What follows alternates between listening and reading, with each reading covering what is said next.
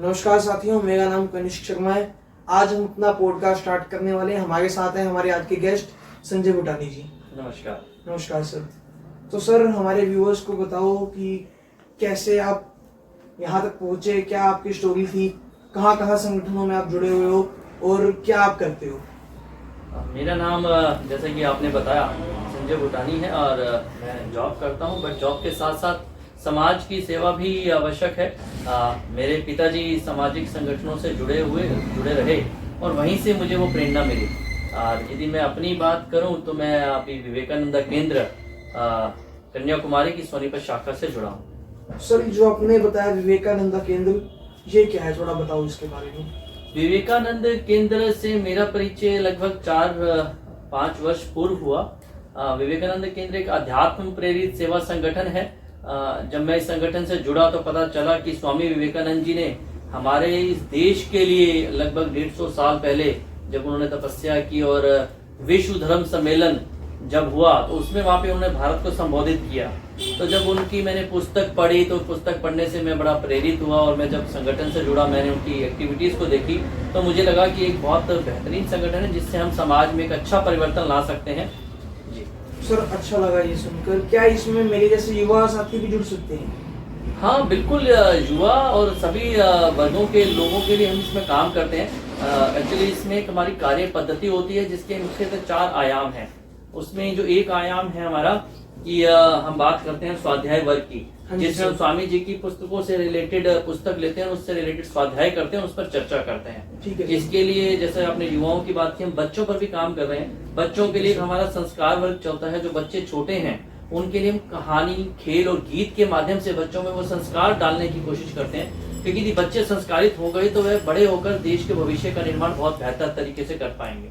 और यदि हम बात करें उसमें हमारा एक योगा वर्ग होता है, क्योंकि हमें योग से शरीर को स्वस्थ रखना है, फिट रखना है, तो इसमें हम योग वर्ग भी चलाते हैं। और इन सबको यदि हम मिला दें तो उसको हम एक केंद्र वर्ग कहते हैं। ये हमारा एक महत्वपूर्ण आयाम है जो कि समाज के सभी वर्गों को कवर करते हैं। आपने बात की युवाओं की, हाँ जी। तो स्वामी जी ने ही कहा था कि यदि मुझे कुछ ऐसे युवा मिल जाएं तो मैं इस देश की दिशा और दशा को परिवर्तित कर सकता हूँ। तो युवा भी इससे जुड़ेंगे, जैसे कि मैंने बताया कि आप योगा करेंगे, स्वस्थ रहेंगे, संस्कार और ऐसे खेल, क्योंकि आज के समय में हम बात करें तो खेल विलुप्त हो गए हैं। पहले समय में लोग खेला करते थे, आजकल मोबाइल इंटरनेट का ऐसा जमाना आया कि लोग और बच्चे सब उसमें खो गए। हम उस दुनिया से निकालकर बच्चों को प्रैक्टिकल खेल कराते हैं, और ऐसे खेल जो शायद मतलब आपने नहीं खेले होंगे और आपको खेलकर बड़ा ही नवीन ऊर्जा महसूस होगी। तो इस तरीके से जब युवा जोड़ते हैं और अलग अलग विषयों पर हम युवाओं के लिए चर्चा करते हैं, उनको शामिल करते हैं, मिलजुल कर हम काम करते हैं, और युवा भी इससे प्रेरित होकर बड़ा अपने आप को बड़ा एनर्जाइज फील करते हैं कि हाँ, वो जुड़कर निश्चित एक देश के लिए बेहतर काम कर सकते हैं। सर, जैसे आपने बताया, तो अभी सोनीपत में युवाओं से जुड़ने के लिए आपने किसी स्कूल, कॉलेज या किस तरीके से आपने काम चालू किया हुआ यहाँ पे? जी, हम सोनीपत में बहुत सारे स्कूल और कॉलेजेस में काम कर रहे हैं। यदि हम वर्तमान में बात करें तो अभी हम एक हिंदू गर्ल्स कॉलेज है जहाँ पे हम कन्याओं के लिए बहुत बेहतरीन काम कर रहे हैं। इसके अलावा गेटवे एजुकेशन जो कि एक बड़ा संस्थान है सोनीपत का, वहाँ पर हम रेगुलर जुड़े हुए हैं और वहाँ हमारी रेगुलर क्लासेस होती हैं।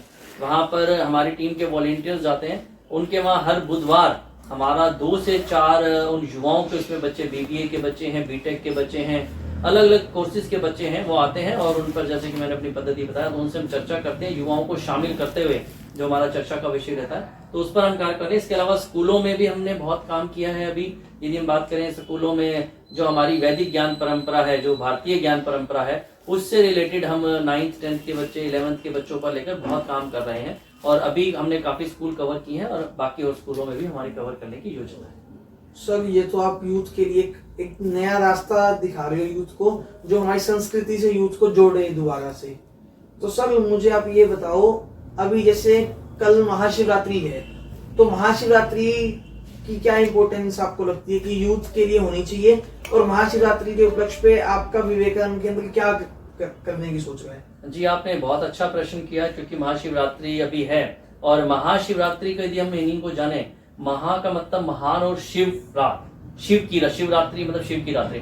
तो ऐसे एक महान शिव की रात्रि है, और ऐसा जो मैंने पढ़ा है, जो अध्ययन किया है कि इस दिन प्रभु शिव, भगवान शिव और माँ पार्वती का विवाह हुआ था, इसलिए हम उस शिव की रात, इसलिए महाशिवरात्रि की रात भी बोलते हैं। और ऐसा भी मैंने अध्ययन में पाया कि जब समुद्र मंथन हुआ था, समुद्र मंथन के जब हुआ तो देव और दानवों के बीच में जो युद्ध हुआ, तो उस समुद्र मंथन से विष निकला, तो विष वो महादेव ने अपने कंठ में धारण कर लिया।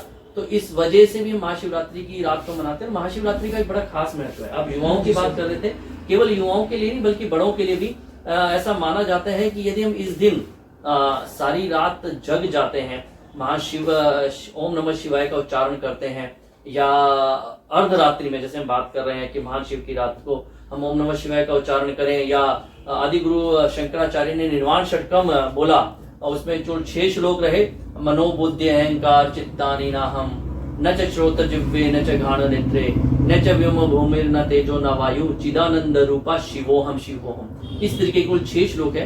यदि हम वो उच्चारण करते हैं और हमें अपनी पीठ को सीधा रखना है, क्योंकि यदि हम देखें कि इस पृथ्वी पर पृथ्वी का 2/3 हिस्सा जो है वो पानी है, पानी है इस पृथ्वी पर, और हमारे शरीर में भी यदि बात करें 70% पानी है। तो कहीं ना कहीं हम शरीर और हम प्रकृति से अलग नहीं हैं, हम प्रकृति से जुड़े हुए हैं। और ऐसा माना जाता है कि जब पूर्णिमा की रात होती है, अमावस्या होती है, यदि आप कभी समुद्र को देखें, या आपको नेट पे भी आपको देखने को मिल जाएगा, आप नेट पे भी सर्च कर सकते हैं, तो समुद्र में उस दिन बहुत ज्वार भाटे आते हैं, बहुत उछाल आता है। तो वो प्रकृति की संरचना है और वही संरचना हमारे शरीर में भी है, लेकिन उसको हमें समझना, यदि हम उसको समझ लें तो इसीलिए आपको उस रात को कोशिश करनी है कि आपको सोना नहीं है, आपकी रीढ़ जो सीधी होनी चाहिए, आपको सीधा बैठना है। आप रात्रि से लेकर अगली सुबह तक यदि आप सीधा बैठते हैं तो वो जो प्रकृति में जो उछाल है, जो प्रकृति में परिवर्तन है, वो आपको बहुत ज्यादा लाभ दे सकता है यदि आपकी रीढ़ सीधी होती है। क्योंकि पानी, मैंने आपको बताया कि अमावस्या पर जिस तरीके से समुद्र उछाल मारता है, तो हमारे शरीर का पानी का वेग भी ऊपर ही जाता है। यदि हम उसको सोते सोते गुजार दें तो उसमें कुछ परिवर्तन हो सकते हैं, मतलब हम सिंपल तरीके से निकल सकते हैं। लेकिन यदि आपको अध्यात्म में आपकी रुचि है और आप आध्यात्मिक आगे बढ़ना चाहते हैं, तो इस रात को आपको सोना नहीं है, आपको अपनी रीढ़ को सीधा रखना है। उस तरीके से आप मंत्रों को उच्चारण कर सकते हैं, इस तरीके से बड़ा लाभ हो सकता है। और जैसे कि अब आपने बात की हम विवेकानंद केंद्र में कल क्या करने वाले हैं, तो विवेकानंद केंद्र में भी हमने बनाया कि हमारे जो कार्यकर्ता सोनीपत में हैं, हम उनके साथ मिलकर इस विषय पर चर्चा करेंगे, उनको इस विषय के बारे में बताएंगे कि महाशिवरात्रि का क्या महत्व है और क्यों हमें सारी रात को जगना है, और जगने के क्या फायदे हो सकते हैं, किस तरीके से मनुष्य आसक्त और अनासक्ति में घिरा रहता है, उसको आसक्त नहीं होना किसी चीज में, अनासक्त होकर अपना जीवन बिताना है। तो हम इस विषय पर भी चर्चा करेंगे। तो हम निश्चित कल इस पर एक कार्यक्रम करने वाले हैं, और मैं यहीं से आपको भी आमंत्रण देता हूँ, यदि आप भी हमारे साथ जुड़ना चाहें तो आपका भी बहुत बहुत स्वागत है। अभिनंदन। हाँ जी सर, तो सर से मिलकर के बहुत अच्छा लगा, और मैं भी डेफिनेटली कल सर को जाकर के ज्वाइन करना चाहूंगा, और आप सभी लोगों से भी विनती करूंगा कि आप लोग भी आकर के ज्वाइन करें। धन्यवाद, बहुत बहुत धन्यवाद।